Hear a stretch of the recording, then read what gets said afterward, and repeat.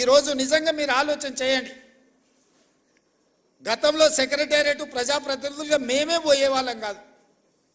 ఇవాళ సెక్రటేరియట్లో ముఖ్యమంత్రి కార్యాలయానికి జర్నలిస్టులు వచ్చి కూర్చొని అది చిట్ చాట్ కావచ్చు, లేకపోతే ఇంకేదైనా విషయం కావచ్చు, లేదా పత్రికా సమావేశాలను కూడా సెక్రటేరియట్లో పెట్టి మిమ్మల్ని అందరినీ పిలిచి ప్రభుత్వం అధికారిక కార్యక్రమాలను అక్కడి నుంచి మీరు రాసే విధంగా ఈరోజు మా ప్రభుత్వంలో తీసుకొచ్చిన మార్పు, ఈ మార్పు మీకు చేరిందనే, ఈ మార్పును మీరు గుర్తించిందనే నేను భావిస్తున్నా.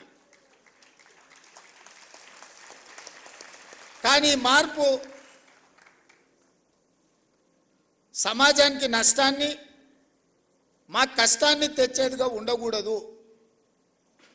కొన్ని రాజకీయ పార్టీలకు సంబంధించిన పాత్రికేయ మిత్రులు, కొంతమంది మంత్రుల కార్యాలయాలు లేకపోతే ఇతర దగ్గర ఒకేసారిగా చాలామంది వచ్చి అక్కడ కూర్చొని అక్కడ ఉన్న జరగని వాటిని జరిగినట్టుగానో లేకపోతే జరిగితే బాగుంటుందని కొంతమందిని పాసులు ఇచ్చి తీసుకొచ్చి లోపలికి తీసుకొచ్చి అనవసరమైన రాద్ధాంతాలను సృష్టించే ప్రయత్నాలు చేస్తున్నారు. మరి ఇట్లాంటి వాటిని ఎట్లా నియంత్రించాలనో మీరే నిర్ణయించి మీరే వాటిని ఏదో ఒక రకంగా ఒక కొలిక్కి పట్టుకురావాలి. అసెంబ్లీలో పాసులు ఇచ్చినా కూడా అవసరానికి మించి వాళ్ళే వచ్చి ప్రెస్ మీట్ పెడితే కూడా గుర్తింపు పొందిన జర్నలిస్టులకు కుర్చీ దొరకదు. వాడు యూట్యూబ్ అంటాడు, వాడు ఆ ట్యూబ్ అంటాడు, వాడు యూట్యూబ్ అంటాడు, వాడు వచ్చి మొదటి సీట్లలో కూర్చుంటాడు.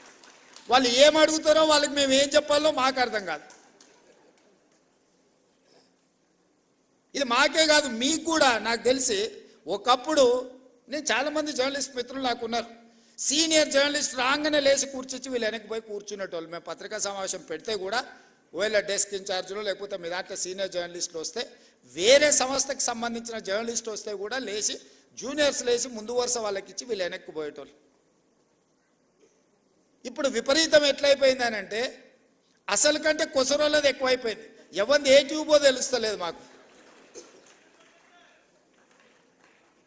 ఇక ఆ ట్యూబ్లో ఎక్కడికంటే అక్కడికి వెళ్ళిపోయి ఏది పడితే అది మాట్లాడితే అక్కడ ఉన్న ప్రజలు ఏమన్నా అంటే చూసిరా జర్నలిస్టుల మీద దాడి అని. జర్నలిస్ట్ అనే పదానికి డెఫినేషన్ ఏందో మీరు డిసైడ్ చేయండి. మేము ఎవరిని జర్నలిస్ట్గా చూడాలో మీరు చెప్పండి. ఎవరు దోస్తే వాడు ట్యూబ్ పెట్టుకొని ఆ ట్యూబ్లో పెట్టుకొని వాడు మెడలో పట్టేసుకొని మెడలో ఇది కట్టుకొని వాడు నేను ట్యూబ్కో జర్నలిస్ట్ అని బయలుదేరితే వాళ్ళు వివరించే విధానాన్ని బట్టి ప్రజలు వివరిస్తారు. ఏది పడుతుంది మధ్యలోనే అడ్డం దొడ్డం మాట్లాడి ఏదైనా ఏమన్నా అంటే చూసిరా జర్నలిస్టుల మీద. సో ఈ విధానానికి ఎక్కడో ఒక దగ్గర పులి స్టాప్ పెట్టాలి. దీన్ని ఆలోచన చేయాల్సింది మీరే. ఎందుకంటే ఇంతకంటే పెద్ద సందర్భం నాకు దొరకదు మీకు ప్రభుత్వం వైపు నుంచి కానీ ప్రజాప్రతినిధిగా మేము ఎదుర్కొంటున్న సమస్యల్ని మీ దృష్టికి తీసుకురావడానికి ఇంతకంటే మంచి అకేషన్ ఏముండదని నేను భావిస్తున్నా. అక్రిడేషన్ కార్డుల గురించి పెద్దలు శ్రీనివాసరెడ్డి గారు చెప్పారు. ఇద్దరు శ్రీనివాసరెడ్డి స్క్వేర్ ఈరోజు మీ సమస్యల్ని మీ ముందర పెట్టారు. నిజమైన జర్నలిస్టును ఒక్కరిని కూడా అగౌరవపరచాలన్న ఆలోచన కానీ, వాళ్ళకి అక్రిడేషన్ కార్డులు కానీ, ఆరోగ్య భద్రత కార్డు కానీ, ఇంటి పట్టాల విషయంలో కానీ మీకు ఎలాంటి నష్టం జరగకుండా చూసే బాధ్యత ఈ ప్రభుత్వం ఉందని చెప్పి నేను మీకు మాట ఇస్తున్నా. కానీ ఎట్ ద సేమ్ టైం ఈ ప్రభుత్వం ఎదుర్కొంటున్న అనవసరమైన రాద్ధాంతాలను నియంత్రించాల్సిన బాధ్యత మీ మీద ఉన్నది. మీరు డిఫైన్ చేయండి ఎవరిని జర్నలిస్ట్గా మేము గుర్తించాలి, ఆ జర్నలిస్ట్కు ఉన్న ఎథికల్ లైన్ ఏంది, ఏ హద్దు దాటకుండా జర్నలిస్టు ఉండాలి, ఆ జర్నలిస్టు హద్దు దాటి వివరించినప్పుడు ఎదురుగున్నోడికి క్షణికావేశానికి లోనైనప్పుడు జరిగే పరిస్థితులు ఎట్లా ఉంటాయి, వీటన్నిటిని కూడా మనము ఆలోచన చేసి ఒక పరిష్కారం చూపించుకోవాల్సిన బాధ్యత మన మీద ఉన్నది. నేను ఇంకొక మాట కూడా చెప్పదలుచుకున్నా.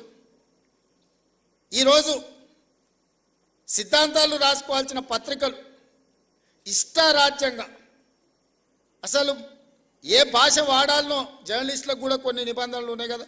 అసెంబ్లీలో మేము ఏదైనా మాట్లాడితే రికార్డుల నుంచి తొలగించడమనో లేకపోతే ఈ భాషకు పద్ధతి లేదనో మనం పార్లమెంటరీ వ్యవస్థలో మనం అనుకుంటున్నాం కదా.